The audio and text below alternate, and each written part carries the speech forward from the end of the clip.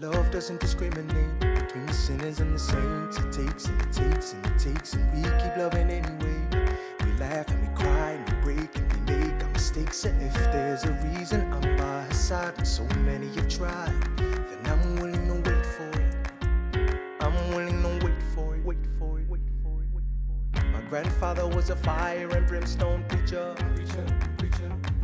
But there are things that the homilies and hymns won't teach ya. My mother was a genius. My father commanded respect. When they died, they left no instructions, just a legacy to protect. Death doesn't discriminate between the sinners and the saints. It takes and it takes and it takes, and we keep living anyway. We rise and we fall and we break and we make our mistakes. And if there's a reason I'm still alive when everyone who loves me has died, I'm willing to wait for it. Wait for it. Okay. All right. Glad it didn't fall. Hey, yo, what up, y'all? It's your boy Edwin, the originator of It's Your Boy. Yeah, someone in hip-hop culture made it up, but I totes around to the JCYOUth-fam. So, Scott said I had to make a disclaimer. There it is. Happy. How you doing, JC Youth? It's Thursday night, and it's all good at JC Youth online youth groups at Journey's Crossing. So, this is week 3 of Thursdays, and we're just getting started, y'all. So invite a friend to watch with you and join us in a live chat right here on YouTube. Now, this Saturday, April 17th, we're back with JC Youth Live in person from 5 to 6:30. The address is here and in the description below. We've got some gift cards for you to win, a 9-square tourney for prizes, fun games, volleyball, and a fire pit. Gonna be a great night, and the weather should hold out this weekend, so no need to cancel like last week. Sorry, fam. Alright, so as we get started today, why don't you share this URL with somebody you care about and ask them to jump in and watch today's JC Youth Online with you. Send this link, go.jcyouthonline.com, to 4 friends. No, seriously, do it now. And if you send 4 out and send us a pic that you did, we'll give you a $5 gift card to Five Below. You heard that right. It ain't a drawing this time. If you send us the pic, straight up, you're getting a gift card, guaranteed. Go for it. We'll wait. 1,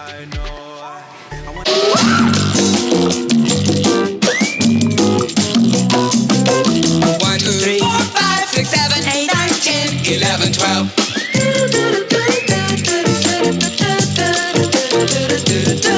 1, 2, 3, 4, 5, 6, 7, 8, 9, 10, 11, 12.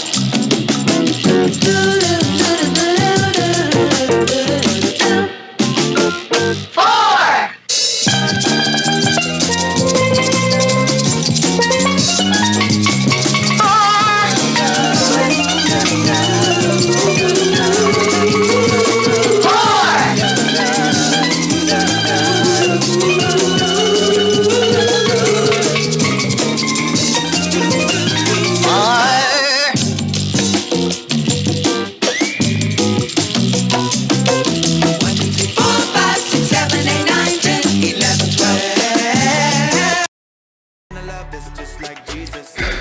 Please never show that again. Okay, send your screenshots to 585-317-2179. That's Scott's phone, and do it soon. And by soon, I mean before 8 p.m. tonight to make it count. Alright, so something I've been waiting for a long time is a youth group space that we can call our own at Journey's Crossing. Like, for a long time. Like, a really, really long time. Well, the new space is here in the JC building starting on Sunday, May 2nd. 9:15 and 11:15 a.m. We're calling it, I don't know what we're calling it yet, but we'll have JC Youth Live for middle and high school students, both services, which is pretty dope. More to come, but for today, we're starting a new series called Waitlisted, which tackles an issue that we're not always great at: patience. So it's gonna be a good one. Get some friends in, hope to squad out. Alright, get to the tittles at JC Youth Live in person this Sunday. And we'll see you Sunday morning at JC Services in person. All right, Scotty, what do you got for us? Nice. Thanks, Edwin. Appreciate it, bro. Hi, everybody. It is Scott, youth pastor at Journey's Crossing. So some of you guys went back to school this week. How was that? Like, it must have been pretty weird to go back to school and have masks on and only some of the students that you're friends with be around you. I mean, some of you guys are in new buildings, some of you guys are in classrooms all by yourselves, which is just crazy to think about. Well, regardless of your situation, I hope today was amazing no matter where you went to school. So we are getting ready right now for this Saturday, April 17th from 5 to 6:30 p.m., where we'll be back at the Tittles house for number 3 of our 4 April JC Youth Lives there. Now, you've been waiting like 2 weeks because we got rained out last Saturday. That was bad. And we know waiting for the most part stinks. So right now, we're gonna do something that requires very little waiting. This is called Think Fast. And here's how you play. Be the first person to write down something, anything, in the category I'm about to give you, starting with the letter I'm about to give you. So, for example, if the category is snack food, you're trying to think of snack foods that start with the letter I'm about to give you, and that letter is B. So, barbecue potato chips, baklava, bananas, whatever you come up with that is in the category and starts with that letter wins. If you come up with it first person that comes up with the word wins a point. Most points wins a gift card. 9 categories, no waiting. You ready? All right, let's try this. So, first one, we're gonna start easy. The category is boys' names, and the letter is S. So, go. You had better have gotten that like super crazy quick, right? Good. Okay, next one. The category is an animal that flies, and the letter is W. Go.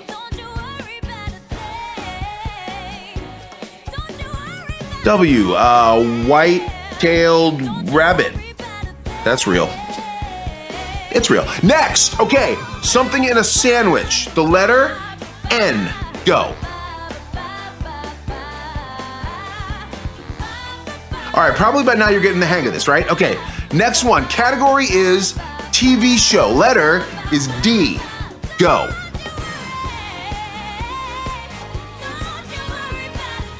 All right, were you first? Next one. Category is something you wear. The letter is P. Go.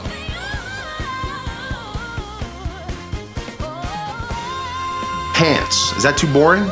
Pants. Okay, nicely done. Next one. Category is a 3-syllable word, and the letter is H. Go.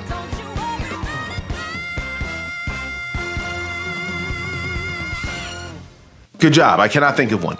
The category for this next one, a state capital. The letter is R. Go. All right, there's only 2 U.S. capitals starting with R, Raleigh and Richmond. The next one, category is an animal that lives underground. The letter is C. Go.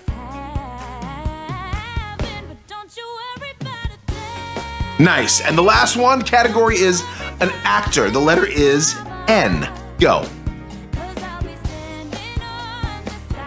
Nice. Good job, everybody. Okay, we'll tally up scores. Whoever won gets to pick up their gift card at the Tittles on Saturday. So, Leah's gonna start this conversation off, a really cool new series, so important. So, here we go. Leah, wait for it. Georgia, Theodosia, she's mine. Love doesn't discriminate between sinners and the saints. It takes and it takes and it takes, and we keep loving anyway. We laugh and we cry and we break and we make our mistakes. And if there's a reason I'm by her side when so many have tried, then I'm willing to wait for it. I'm willing to wait for it, wait for it, wait for it, wait for it. My grandfather was a fire and brimstone preacher. Thanks, Scott. That was fun. Hey, everybody, it's Leah. For the next few weeks, we're going to be talking a lot about waiting. And waiting. And waiting. What's something you hate waiting for? Put your answers in the live chat. I'll give you 45 seconds. Go.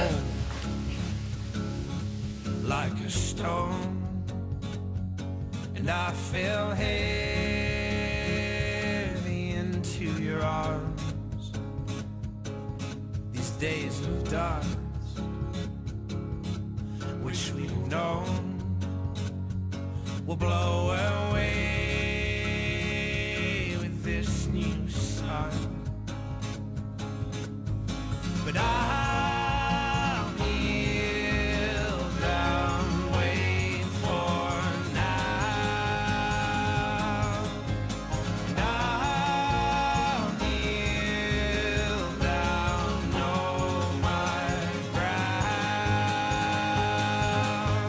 And I will. Thanks for sharing. I can only imagine what you wrote. Maybe something like a ride at an amusement park, concert tickets, Christmas morning, the typing icon when someone is sending you a message, graduation day, your coffee order, a vacation, your birthday. Sometimes waiting can feel like an eternity, especially when it's something you really want. Has anyone ever heard of the Stanford marshmallow experiment? It's an experiment from the 1970s that studied delayed gratification. Here's how it worked. A kid was given a marshmallow, and they were told that they could eat the marshmallow, but if they waited and didn't eat the marshmallow immediately, they could have 2 marshmallows later. The kids in the experiment were then tracked over the course of years to see what kinds of decisions they made as they got older. The goal was to see if kids who waited for the second marshmallow had better lives, made better decisions than the kids who couldn't wait. The experiment had mixed results, and its conclusions are pretty hotly debated. But it's so well known that it's often remixed and parodied. The famous Stanford marshmallow experiment tests children's self-control. You have a choice. You can eat it now, totally cool, or if you can wait till I get back, I'll give you a second marshmallow. I can do it. You can wait 10 minutes? Mm-hmm. Okay. Oh, by the way, if you want, you can use that cup to cover it up so you don't have to look at it. Good luck. Okay. Researchers showed that by putting a marshmallow in front of a kid and daring him not to eat it, you could tell if one day they'd be the next Steve Jobs or the next Steve Gutenberg. Now, in the original experiment, they just waited to see what happened, but I don't have the patience for that.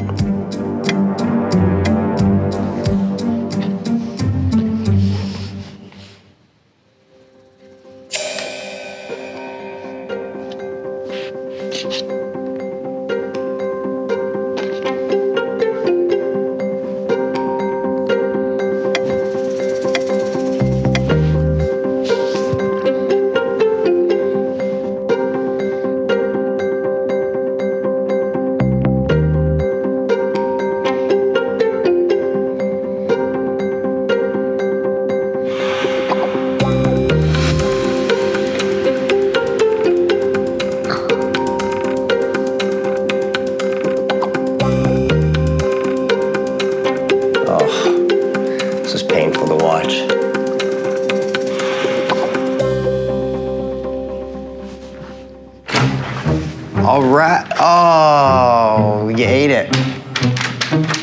That's okay. I didn't eat it. I lifted the cup and it was gone.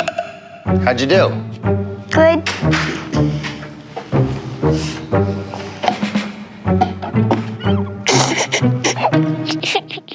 Was it good? Yeah. After I slipped the cup, it just disappeared. What disappeared? The marshmallow. Would you like another one? Yeah, it just disappeared. Oh, buddy, here. You want to eat this one? It's okay. Here, eat this one. You can eat this one. It disappeared like magic? Yeah. Well, eat this one. Tell me how it tastes. Good. Is it good? Well, we made a kid cry, so I'd say phase 1 was a success. So, what do you think? Could you have waited for the second marshmallow? If marshmallows aren't your thing, which snack would have made this experiment really difficult for you? For me, Grater's ice cream. So creamy, and ginormous chocolate chips. So good. I told you the conclusions of this experiment were controversial. Let me tell you why. The designers of the original study thought that they had things figured out. When a kid waited for a second marshmallow, they believed it was because that kid had great self-control and would grow up to become better and make better decisions, have a more successful life. But in later versions of the experiment, something important was discovered. Many kids in the study ate the first marshmallow not because they were impatient, but because they didn't believe the strange adult in the room would follow through on their promise to give them a second marshmallow later. For many of the kids in the study, their decision not to wait for the second marshmallow wasn't based on a lack of self-control, but on a lack of trust. Has anyone ever made you a promise that you then had to wait for? Maybe they promised to give you something, do something for you, help you with something, or simply show up and spend time with you. At first, the waiting is kind of fun, right? While you wait, the anticipation builds because when the waiting is finally over, you know you're going to get the thing you've been waiting for. But what happens when that promise gets delayed and delayed again and again and again?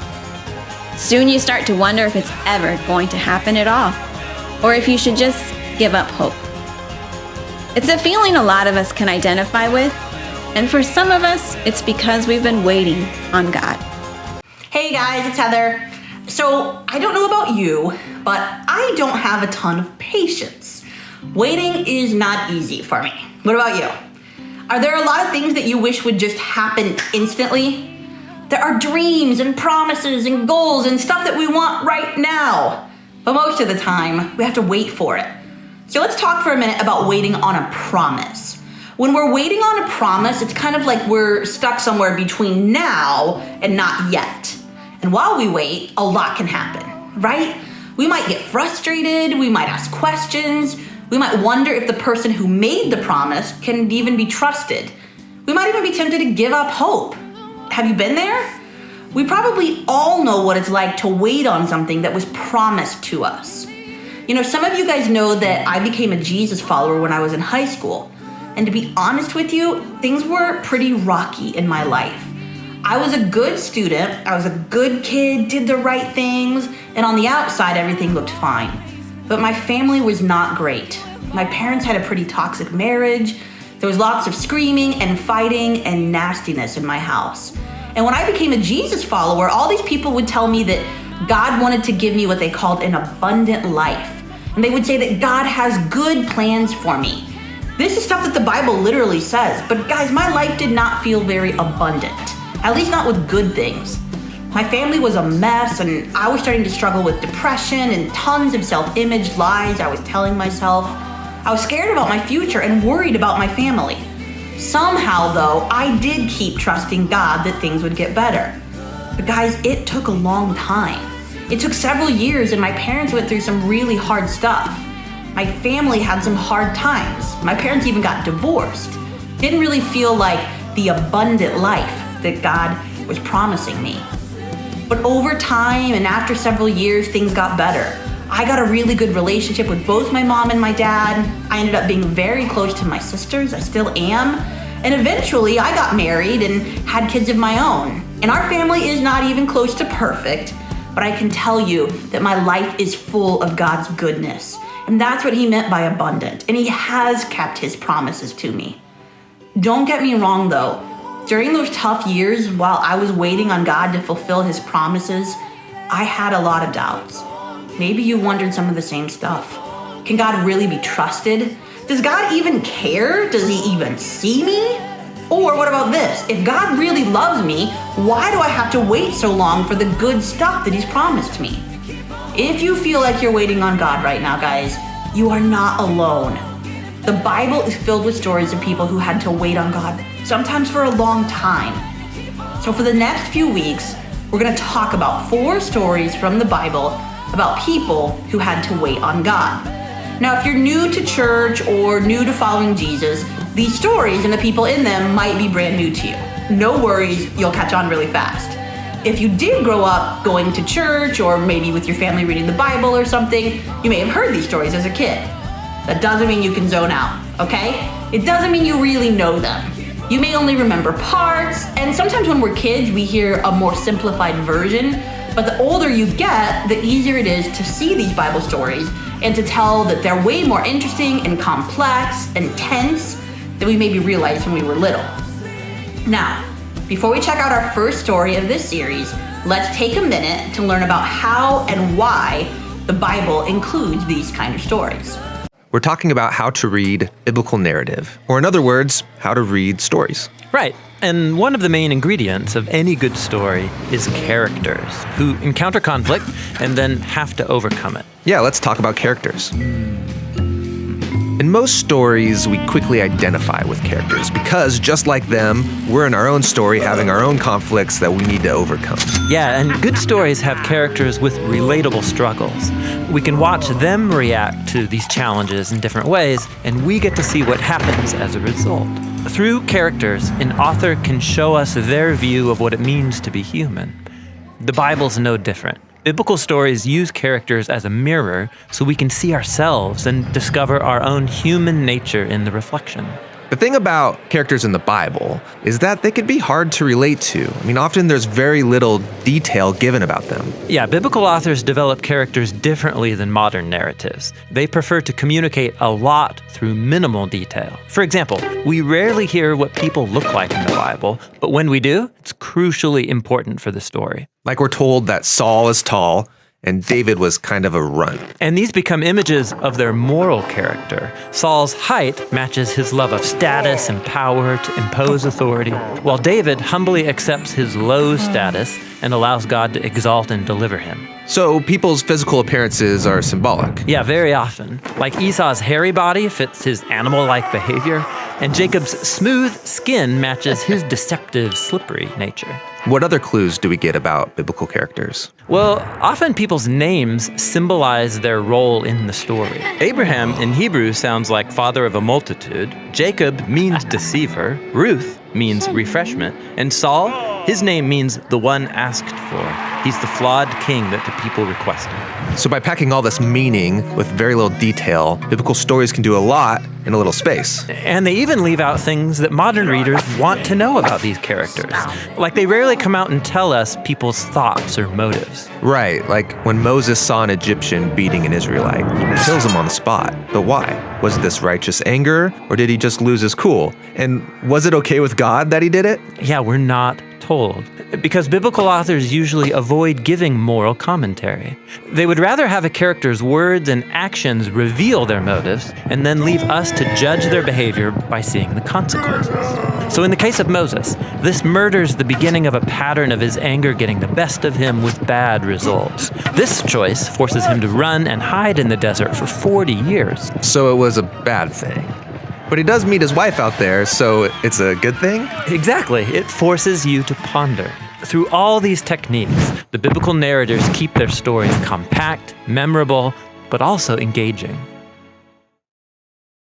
But seriously, was Moses being good or bad? Right? Like in classic stories, there's always a good guy and a bad guy, some admirable hero who faces off against some horrible villain. Sure, and simplified characters like that are helpful for teaching children there's such a thing as good and evil. But the Bible's not a children's book. Its characters are very complex, a mixed bag of good and evil just like us. There's hardly any flawless characters in the Bible. What about heroes of the faith like Abraham or King David? So you mean Abraham, who used an Egyptian slave for sex and then lied about his wife 2 times to save his own neck? And David, the man after God's own heart, who sleeps with another man's wife and then murders him? These stories are anything but simplistic. They offer us realistic portraits of compromised people like ourselves. The real surprise is that God keeps working with them despite their failures. So, just because a person's called by God or wins a battle, becomes successful or wealthy, it doesn't mean the biblical author wants me to act like them. Right. It would actually be really dangerous to imitate most biblical characters. True. But there must be something admirable in biblical characters, something I can imitate. Absolutely. Pay attention, and you'll notice that most biblical stories highlight the moments when characters fail or come to the end of themselves, and then they choose radical trust in God's grace and wisdom. It's in these stories that the authors show us how to be a human who truly pleases God through humility and surrender. Yeah, the fact that God stays committed to biblical characters is a profound statement about the patience and love of God, who is also a character. Right. And by studying biblical characters, we can observe our own worst tendencies on display. And we see time and again God's gracious response that will see this story through to the end.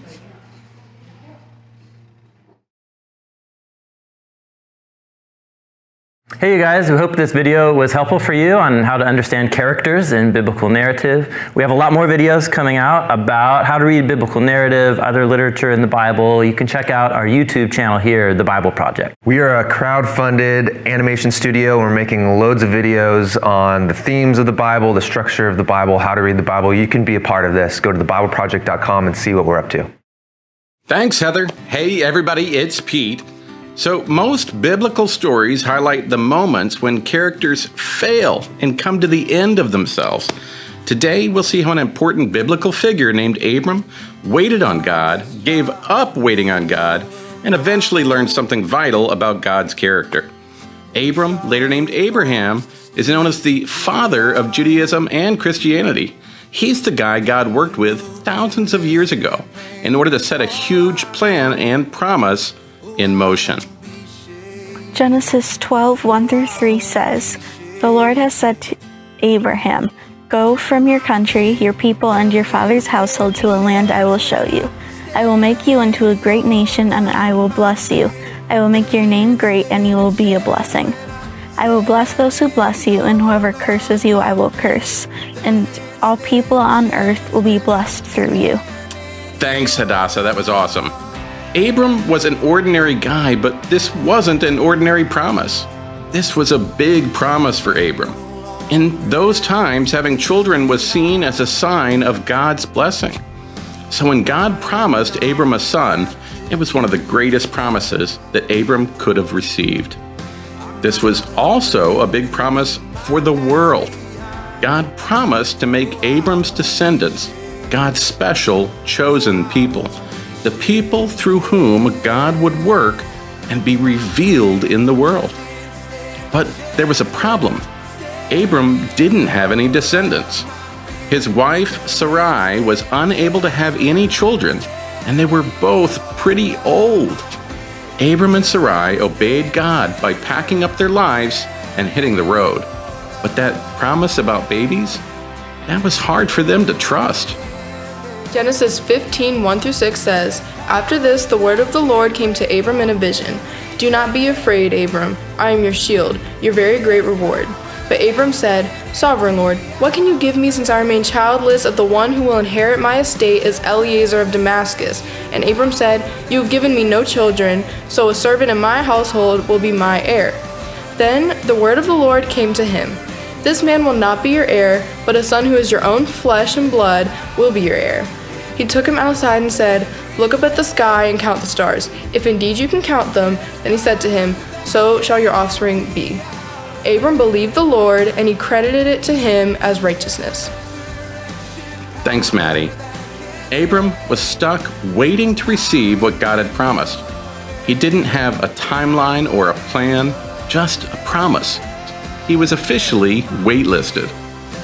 And what would you be thinking during that? When Abram and Sarai were waiting, they might have had lots of questions. Wouldn't you, if you were in their situation? Like, what's taking so long? Did I hear God correctly? Is there something else I need to do? Does God need my help to make this happen? After 10 years of waiting for a promise from a God they were still learning to trust, I'm sure Abram and Sarai felt discouraged and impatient. Discouragement can lead to doubt, and doubt can make us do questionable things sometimes, like take matters into our own hands. Genesis 16:1-6 says, "Now Sarai, Abram's wife, had borne no children, but she had an Egyptian slave named Hagar. So she said to Abram, 'The Lord has kept me from having children. Go, sleep with my slave. Perhaps I can build a family through her.' Abram agreed to what Sarai said. So after Abram had been living in Canaan 10 years, Sarai, his wife, took her Egyptian slave, Hagar, and gave her to her husband to be his wife. He slept with Hagar, and she conceived. So when she knew she was pregnant, she began to despise her mistress. Then Sarai said to Abram, 'You are responsible for the wrong I am suffering. I put my slave in your arms, and now that she is pregnant, she despises me. May the Lord judge between you and me.' 'Your slave is in your hands,' Abram said. 'Do with her whatever you think best.' Then Sarai mistreated Hagar, so she fled from her. Lizzie, great job. Now, please forgive Scott for making you do that, but you did really great. So remember how we said the Bible tells us about people who failed in big ways, and that you shouldn't necessarily imitate the actions of biblical figures? Yeah, this would be one of those times. We're talking disobedience, lack of trust, mistreating Hagar, and oh yeah, that whole sleeping with an enslaved woman in order to have a baby thing. See? I told you these stories were more complicated and less kid-friendly than you may have thought. But you know what? I get it. I don't know if she was trying to disobey God. She probably had good intentions. She likely thought, well, I'm too old to have a baby. It doesn't make sense for God to use me, so maybe God's waiting on me to come up with another plan. Sarai may have thought she was just helping God out. But when her plan came to fruition, it didn't only end in a baby, it ended in jealousy. When Hagar became pregnant with a son named Ishmael, Sarai struggled with jealousy, and that jealousy led to her cruelty towards Hagar. Ultimately, Sarai's plan backfired. God had promised her tons of descendants, but she didn't trust God would come through on that promise. Thanks for walking us through that story. Hey everybody, it's your pal Steve. So, after 25 years of waiting for God's plan to come to pass, Sarah finally did give birth to Isaac, their promised son. But here's what's really amazing. God didn't only fulfill the promise made to Abram and Sarai, God even showed them grace by blessing the son Abram had fathered in his disobedience. So the Abraham stories. God had promised Abraham a huge family, but on 2 different occasions, he's afraid for his life because other men are attracted to his wife, and so he denies that he's even married to her, which creates, of course, all of these problems. And not only that, Abraham and his wife Sarah, they can't have children, and so Sarah arranges for Abraham to sleep with one of their servant girls, which also creates all of these problems in the family. But each time, God bails Abraham out. And in chapters 15 and 17, God even formalizes his promise to Abraham with an official commitment called a covenant.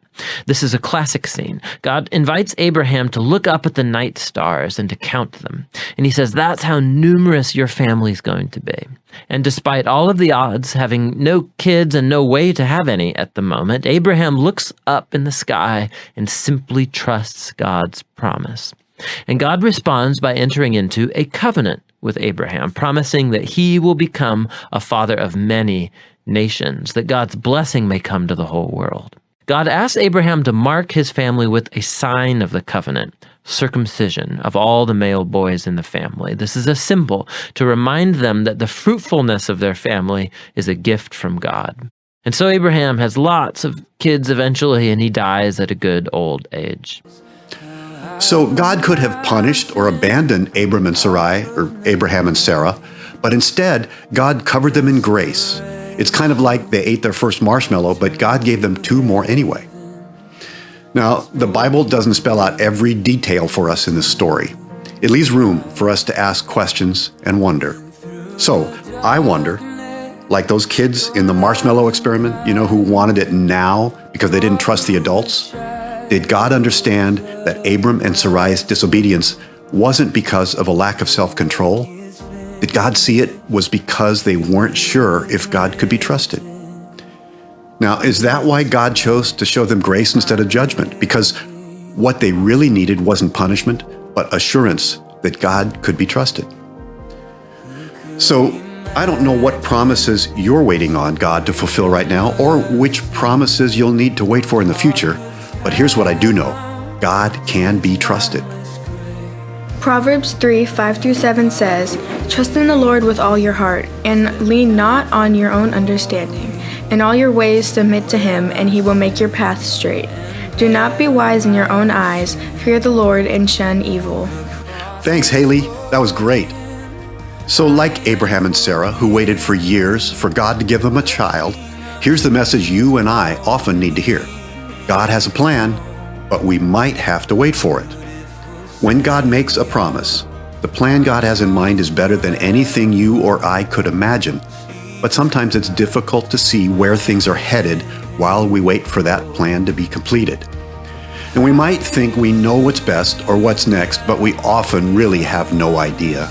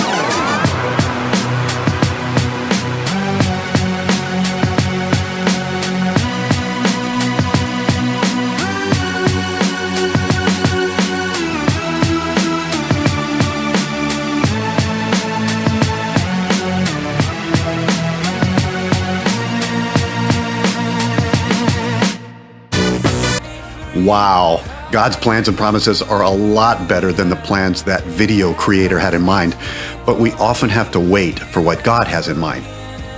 Ever seen one of these? Which is more than you will. Rat you and your dog. You've been more trouble to me than you're worth, one way and another, but it'll soon be over now. You see that? That's how much longer you've got to be alive. And it isn't long, my pretty. It isn't long. I can't wait forever to get those shoes. No, not the witch, but the big thing with red sand in it that she was holding. You turn it over and the sand runs through. A big one is called an hourglass because you have to, wait for it, wait an hour for the sand to run out. Did you get it? So, what are you waiting for? Something to change in your life? Something to change in your heart? A new opportunity? A prayer to be answered? Or maybe a problem to be solved? Waiting is often difficult, and it usually goes on for much longer than we'd prefer. But here's what we can learn from the story of Abraham and Sarah. While we're waiting, God can be trusted. We don't have to figure it all out. God knows the future better than we do. God's plans are better than anything we can possibly imagine. Even when we get tired of waiting, God never gets tired of being gracious and compassionate toward us. So no matter what you're waiting for, I hope the idea of an hourglass can be a reminder to you that while you wait, God can be trusted. The same God who was so patient, gracious, and trustworthy to Abraham and Sarah is patient, gracious, and trustworthy to you and me. And we won't always know why God wants us to wait or how long we'll need to continue waiting. But we know God has a plan, even if we have to wait for it. Okay, Javier is going to pray for us now to close up JC Youth Online today. Javier. Acompáñame a orar. Señor, te damos gracias por las oportunidades que nos sigues dando día a día. Gracias por a pesar de que nos adelantamos a nuestro tiempo, a lo que nosotros queremos, tú nos sigues dando la oportunidad una y otra vez, Señor. Tú vas enderezando nuestros caminos y te agradecemos por darnos esa oportunidad, por amarnos y por tenernos paciencia y enderezar nuevamente nuestros caminos hacia tu senda, Señor. Gracias te damos por eso en el nombre de Jesús. Amén. Gracias, Javier. Thanks, Javier. Hey everyone, it's Lexi. What is up? Hope you guys are doing awesome, amazing, fantastic, all of the above. Now tell me, did you go back to school this week? We want to hear all about it, even if you didn't. So bring your best stories this Saturday, 2 days from today, to the Tittles house, because we are going to share those stories and share some fun around the fire pit, s'mores, and hot dogs in you. I mean, that's literally the perfect combination. So join us this Saturday at JC Youth live and in person at the Tittles from 5 to 6:30. The address is on the screen and the weather looks great. So hopefully no canceling this time. Now, we always appreciate you hanging out with us here at JC Youth Online on Thursday nights, so just, a big thanks to you. Brilliant of you guys to join us, by the way.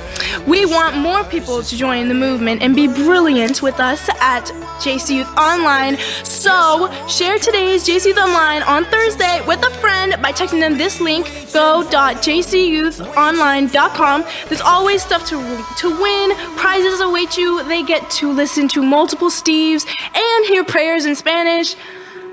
What other incentives do you really need? So please come ask them to watch today's JC Youth Online with you today sometime, or maybe do a watch party in like your pod of people you've been around, or you could get the vaccine. You can do everything. Just watch it, okay? Watch it with a friend. Share this message. And we hope you're loving Thursday nights enough to invite them to be with us at JC Youth Online next week in the live chat for week 2 of our new series, Waitlisted. More very, very important conversations to come. Now, you want to know the really amazing news? I think you do. Have you heard this yet? Starting on Sunday, May 2nd, our youth groups are moving into our very own space at the JC building. Yay, yay, and yay! Time to celebrate. So join us at 9:15 and 11:15 a.m. in the JC building starting May 2nd. Now we need you to register for both this Saturday and for May 2nd. So click on one of the links in the description below and let us know that you're planning to come. Get your spots for Saturday today.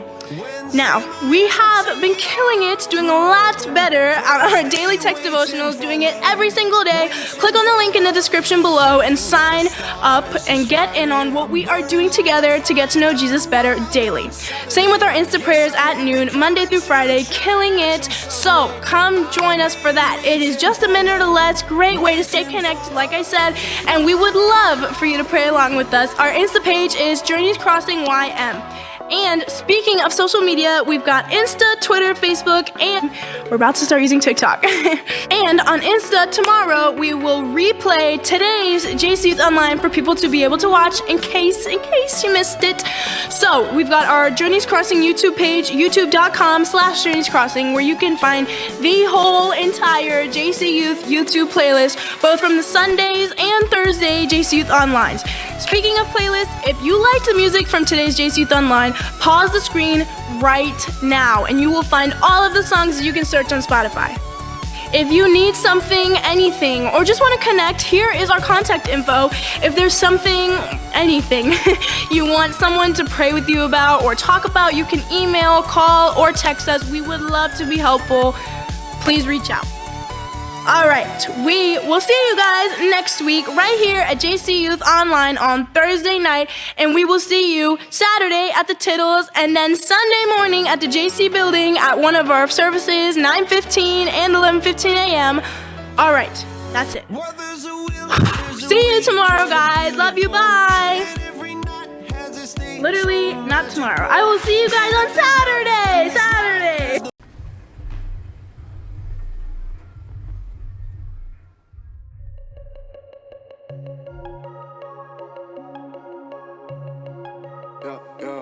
I need you to fight for me when I don't know what I believe. Why does everybody leave? Show me what it's like to dream.